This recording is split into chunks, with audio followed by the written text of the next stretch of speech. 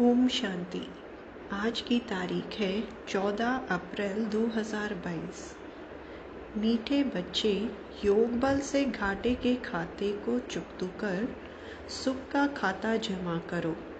व्यापारी बन अपना पूरा हिसाब निकालो। प्रश्न है, तुम बच्चों ने बाप से कौन सी प्रतिज्ञा की है? उस प्रतिज्ञा को निभाने का सहज साधन क्या है? उत्तर, तुमने प्रतिज्ञा की है, मेरा तो एक शिव बाबा, दूसरा ना कोई। भक्ति में भी कहते थे, बाबा जब आप आएंगे तो हम और संग तोड़ एक आपसे जोड़ेंगे।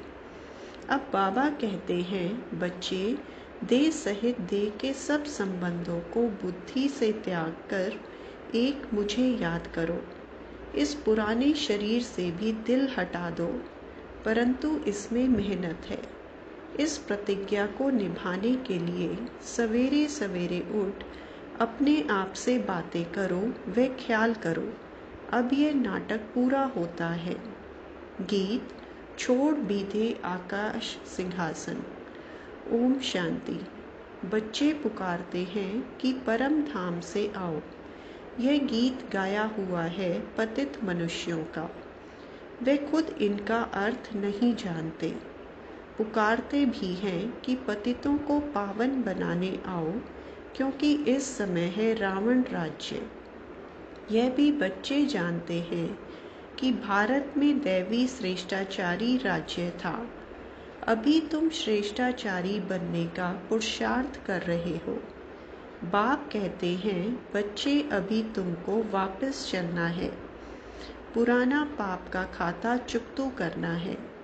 व्यापारी लोग 12-12 मास पुराना खाता बंद करते हैं। घाटे व फायदे का हिसाब निकालते हैं। अभी तुम बच्चे जानते हो, भारत में हम आधा कल्प फायदे में, आधा कल्प घाटे में रहते हैं। अर्थात आधा कल्प सुख, आधा कल्प दुख पाते हैं। उसमें भी दुख बहुत थोड़ा पाते हैं, जबकि तमो प्रधान अवस्था होती है। व्यभिचारी भक्ति में चले जाते हैं। बाप बैठ बच्चों को समझाते हैं, अब तुमको फायदे में जाना है। घाटे के खाते को अब योग बल से चुकतू करना है। तुम्हारे पापों का खाता अब कटना चाहिए, फिर सुख का खाता जमा होना चाहिए। जितना तुम मुझे याद करेंगे, उतना तुम्हारे पापों का खाता भस्म होगा और फिर पवित्र बन गीता का ज्ञान धारण करना है। यहाँ कोई गीता शास्त्र नहीं सुनाते हैं। यह गीता का ज्ञान भगवान ने दिया है। इस समय मनुष्यों की बुद्धि तमो प्रधान होने के कारण बाप को नहीं जानते, इसलिए इनको ऑर्फन्स कहा जाता है। तुम समझाते हो कि भारत पुण्य आत्मा श्रेष्ठाचार्यों की दुनिया थी, जिन्हों के चित्र भी हैं। भारत सतयुग आदि में बहुत साहूकार था, और जो इस्लामी बौद्धि आदि धर्म हैं, आरंभ में होते ही थोड़े हैं। धर्म स्थापक आया, फिर जो भी उस धर्म की आत्माएं हैं, वह आती जाती हैं। वह कोई राजाई में नहीं आते, अपने धर्म में आते हैं। जब लाखों करोड़ों की अंदाज में हो जाते हैं, तब राजा रानी आदि बनते हैं। यहाँ तुम्हारी तो शुरू से लेकर राजाई चलती है। सतयुग आदि में ही लक्ष्मी नारायण का राज्य था। भारत महान ऊंच था जब श्रेष्ठाचारी था। ऊंचे ते ऊंचा भगवान गाया जाता है, उनको ही ट्रुथ कहते हैं। वे आकर सच्ची नॉलेज देते हैं और सभी बाप के बारे में झूठी ही नॉलेज देते हैं। सभी याद करते हैं, ओ गॉड फादर, परंतु फादर को कोई भी जानते नहीं है। कभी तुम पूछो, लौकिक फादर को जानते हो? तो यह थोड़ी ही कहेंगे वह सर्वव्यापी है। फादर माना फादर, फादर से तो वर्षा मिलता है। बाप समझाते हैं, मैं हूँ बेहद का रचयिता, मुझे बुलाते ही हैं पतित दुनिया में। प्रलय तो होती नहीं, यह सारी पतित दुनिया है। मुझे तुम बच्चों के लिए ही आना पड़ता है, तुम बच्चों को ही समझाता हूँ। मनुष्य गुरु आदि करते हैं शांति के लिए, परंतु वह सब है भक्ति मार्ग के लिए। हठयोग आदि सिखलाते हैं, उनसे कोई बेहद का वर्षा मिल नहीं सकता। गुरु करते हैं, उनसे अल्पकाल के लिए थोड़ा सुख मिलता है। वे सब है हद का सुख देने वाले। बेहद का बाप है बेहद का सुख देने वाला। बाप मुक्ति जीवन मुक्ति की सौगात ले आते हैं। सतयुग में सिर्फ एक ही धर्म होता है, यहाँ तो कितने अनेक धर्म हैं, वृद्धि होती ही रहती है। अब फिर इतनी सब आत्माएं वापस जाएंगी शांति धाम में। यह तुम बच्चों को सृष्टि के आदि मध्य अंत का ज्ञान मिल रहा है। बाप है इस मनुष्य सृष्टि का बीज रूप, उनके पास सारी नॉलेज है। सर्वव्यापी कहने से ज्ञान व भक्ति की कोई बात ठहरती ही नहीं है। भगवान सर्वव्यापी है तो फिर भगवान की भक्ति करने की क्या दरकार है। भक्ति करते हैं परंतु समझते नहीं हैं। पत्थर ठिक्कर सबकी भक्ति करते रहते हैं। गंगा में कितने स्नान करने जाते हैं। अगर वह पतित पावनी हो तो फिर सबको पावन होना चाहिए। मुक्ति जीवन मुक्ति धाम में जाना चाहिए, लेकिन जाता कोई नहीं है। एक गुरु वापस जाए तो और फॉलोवर्स को भी ले जाए, लेकिन न खुद जाते न फॉलोवर्स को कुछ कह सकते हैं।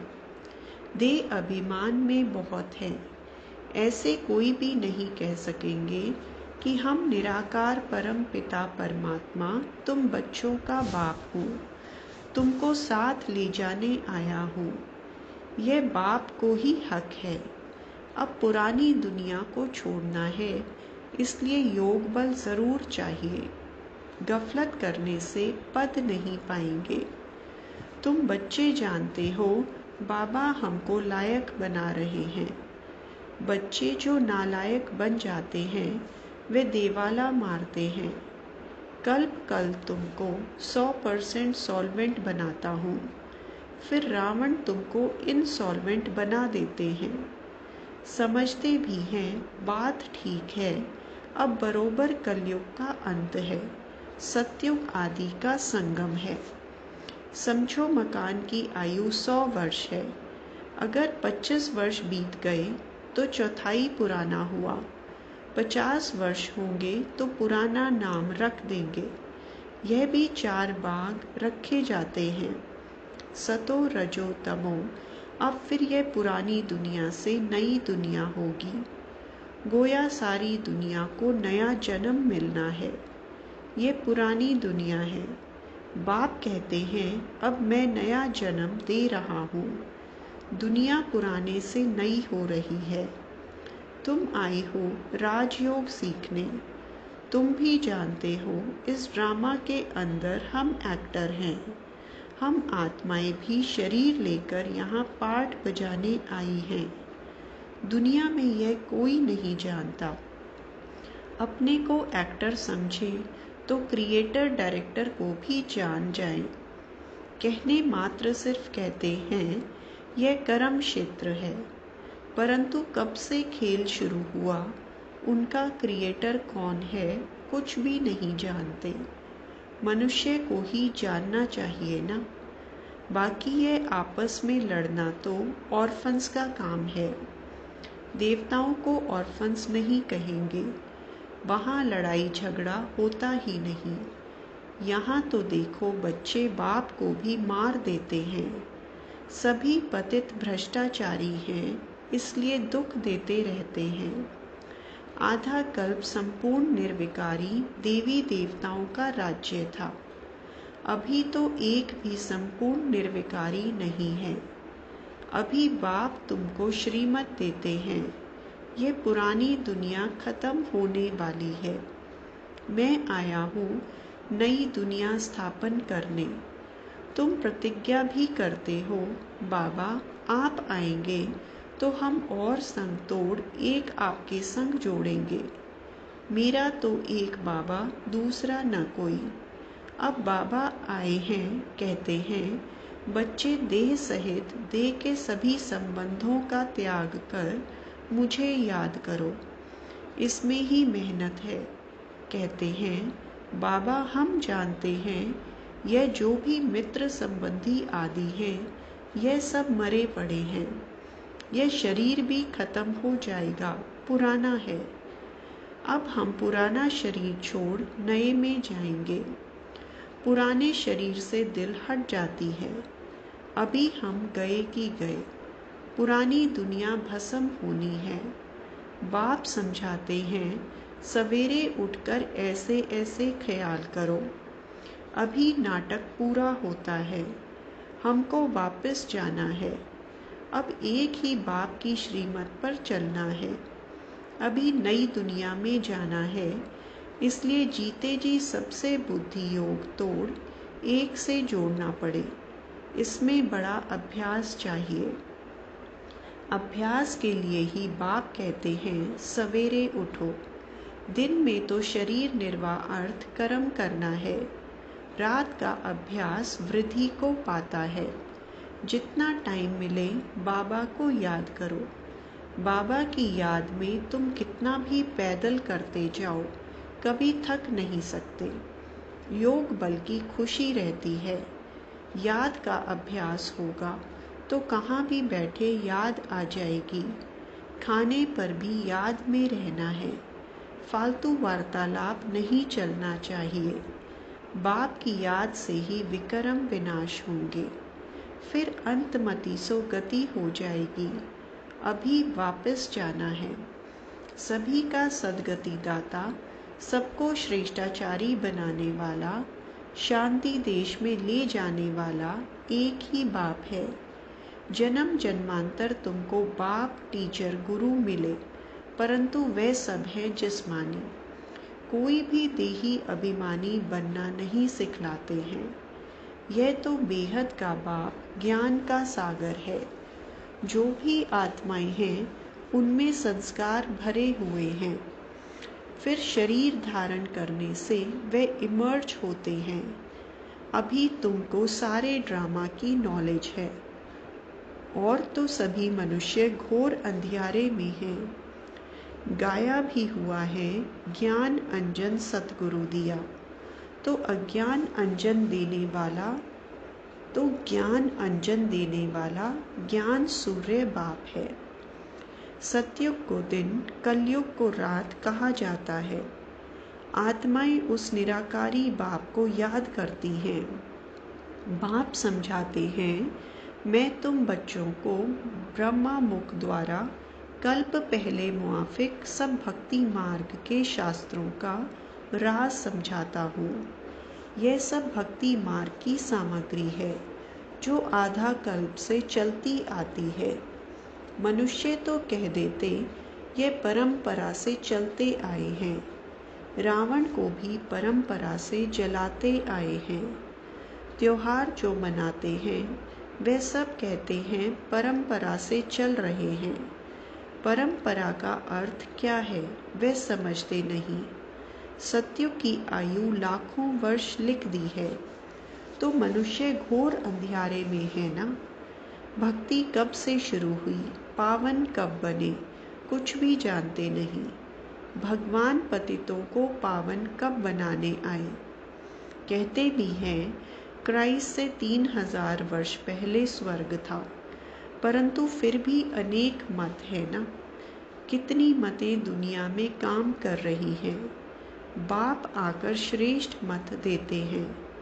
श्रीमत से तुम श्रेष्ठ सो देवता बनते हो। रुद्र माला भी है। रुद्र भी निराकार भगवान ही ठहरे। वह है ही श्री श्री। देवताओं को कहेंगे श्री अर्थात श्रेष्ठ। अभी तुम बच्चे जानते हो कि श्री श्री द्वारा श्रेष्ठ दुनिया बनती है। बाप श्री श्री है, श्री बनाने वाला। यह सब बातें याद करनी है। कल्प पहले वाले ही समझेंगे। यह ज्ञान सब धर्म वालों के लिए है। सबको बाप कहते हैं, अपने को आत्मा समझो।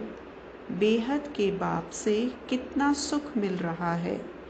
बेहद का बाप आकर इतने बच्चों को एडॉप्ट करते हैं। यह मुख वंशावली है ना। कितने ढेर बीके हैं जो फिर देवता बनने वाले हैं। यह है ईश्वरीय कुल। दादा है निराकार। उनके बच्चे का नाम है प्रजापिता ब्रह्मा। इन द्वारा एडॉप्ट करते हैं। तुम ब्राह्मण हो शिव बाबा की फैमिली, फिर वृद्धि होती है। अभी तुम्हारी नंबर 1 बिरादरी है। तुम सर्विस करते हो, सबका कल्याण करते हो। तुम्हारा जड़ यादगार मंदिर एक्यूरेट बना हुआ है।